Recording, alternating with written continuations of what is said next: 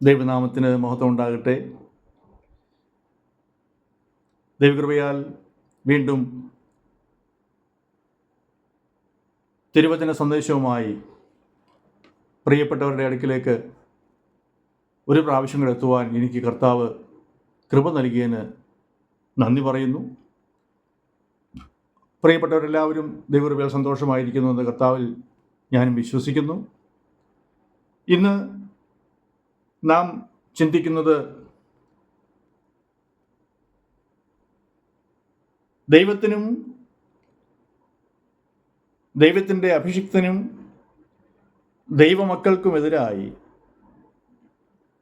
എഴുന്നേൽക്കുന്ന മനുഷ്യർക്ക് എന്തു സംഭവിക്കും എന്നുള്ള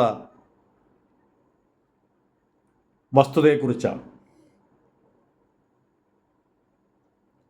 2-ാമത്തെ സങ്കീർത്തനത്തിൻ്റെ 12-ാമത്തെ വാക്യം നാം വായിക്കുന്നത് ഇങ്ങനെയാണ്: അവൻ കോപിച്ചിട്ട് നിങ്ങൾ വഴിയിൽ വച്ച് നശിച്ചു പോകാതിരിക്കാൻ പുത്രനെ ചുംബിക്കുവിൻ. അവൻ്റെ കോപം ക്ഷണത്തിൽ ജ്വലിക്കും. അവനെ ശരണം പ്രാപിക്കുന്നവരൊക്കെയും ഭാഗ്യവാന്മാർ. ഈ വചനം വളരെ അർത്ഥവത്തായതും പ്രസക്തവുമായതാണ്. കാരണം ദൈവത്തോടും ദൈവത്തിൻ്റെ അഭിഷിക്തന്മാരോടും ദൈവജനത്തോടും വളരെയധികം വൈരാഗ്യവും പകയും വെച്ച് പുലർത്തുന്ന മനുഷ്യർ ആദ്യകാലം തൊട്ടേ ഉണ്ട്. അത് ദാവീദിൻ്റെ കാലം മുതലായാലും അതിനുശേഷമായാലും ഇന്ന് നാം വസിക്കുന്ന ഈ കാലഘട്ടത്തിലായാലും അതിന് യാതൊരു വ്യത്യാസവും ഉണ്ടായിട്ടില്ല. ദൈവത്തെ അനുസരിക്കുവാൻ പലർക്കും ബുദ്ധിമുട്ടാണ്. കാരണം എന്താണെന്ന് ചോദിച്ചാൽ, ദൈവം വെച്ചിരിക്കുന്ന വ്യവസ്ഥയ്ക്കനുസരിച്ച് ജീവിച്ചാൽ അവരുടെ ഇഷ്ടമനുസരിച്ച് ജീവിക്കുവാൻ സാധിക്കുകയില്ല. എന്നാൽ ദൈവം എന്തിനാ അങ്ങനെ ഒരു വ്യവസ്ഥ വെച്ചിരിക്കുന്നത് ചോദിച്ചാൽ, മനുഷ്യൻ്റെ നന്മയ്ക്ക് വേണ്ടിയിട്ടാണ്. മനുഷ്യനെ ദൈവം അത്രയ്ക്കും സ്നേഹിക്കുന്നത് കൊണ്ടാണല്ലോ മനുഷ്യന് ഒരു മടങ്ങി വരവിന്, ഒരു മാനസാന്തരത്തിന് ദൈവം അവസരം ഒരുക്കി തന്നിരിക്കുന്നത്. ദൈവത്തോട് മത്സരിക്കുന്നത് ആർക്കും നല്ലതല്ല. കാരണം ദൈവം ദൈവവും മനുഷ്യൻ മനുഷ്യനുമാണെന്നുള്ള സത്യം എല്ലാവരും തിരിച്ചറിയണം. ദൈവത്തോട് മത്സരിച്ചിട്ട് ഒരു മനുഷ്യനും ഈ ലോകത്തിൽ ജയിക്കുവാൻ പറ്റുകയില്ല. എന്നാൽ സങ്കീർത്തനക്കാരൻ ഇവിടെ ഓർപ്പിക്കുന്നത് പോലെ ദൈവത്തോട് മത്സരിക്കുന്നവർ അവരുടെ വഴിയാത്രയിൽ, അതായത് ജീവിതയാത്രയിൽ നശിച്ചു പോകാൻ സാധ്യതയുണ്ട്.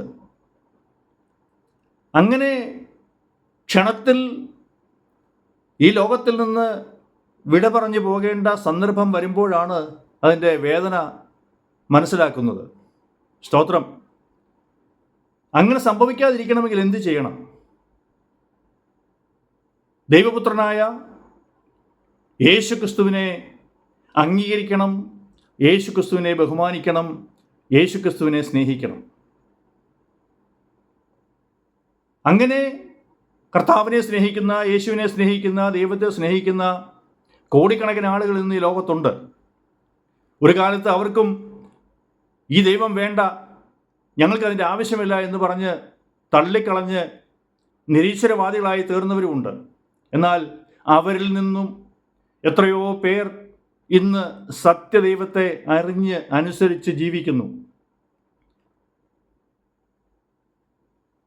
യോഹന്നാന്റെ സുവിശേഷത്തിൽ 8-ാം അധ്യായത്തിൻ്റെ 31-ാമത്തെ വാക്യം ഇങ്ങനെ നമ്മൾ വായിക്കുന്നുണ്ട്: നിങ്ങൾ സത്യം അറിയുകയും സത്യം നിങ്ങളെ സ്വതന്ത്രരാക്കുകയും ചെയ്യും എന്ന്. അത് 100% സത്യമാണ്. മനുഷ്യൻ്റെ ഹൃദയത്തിലുള്ള തെറ്റിദ്ധാരണകൾ മാറിയാൽ ഈ സത്യം മനസ്സിലാക്കുവാൻ സാധിക്കും. ഈ സത്യം മനസ്സിലായാൽ പിന്നെ ദൈവത്തെ സ്നേഹിക്കുവാൻ നമുക്ക് സാധിക്കും. നമ്മുടെ ഉള്ളിലുള്ള തെറ്റിദ്ധാരണകളാണ്, ചില മറ്റുള്ള ചിന്തകളാണ് ദൈവത്തോട് ഇങ്ങനെ നമുക്ക് വൈരാഗ്യവും പകയും ഒക്കെ ഉണ്ടാക്കി നമ്മെ ദൈവത്തിൽ നിന്ന് അകറ്റുന്നത്.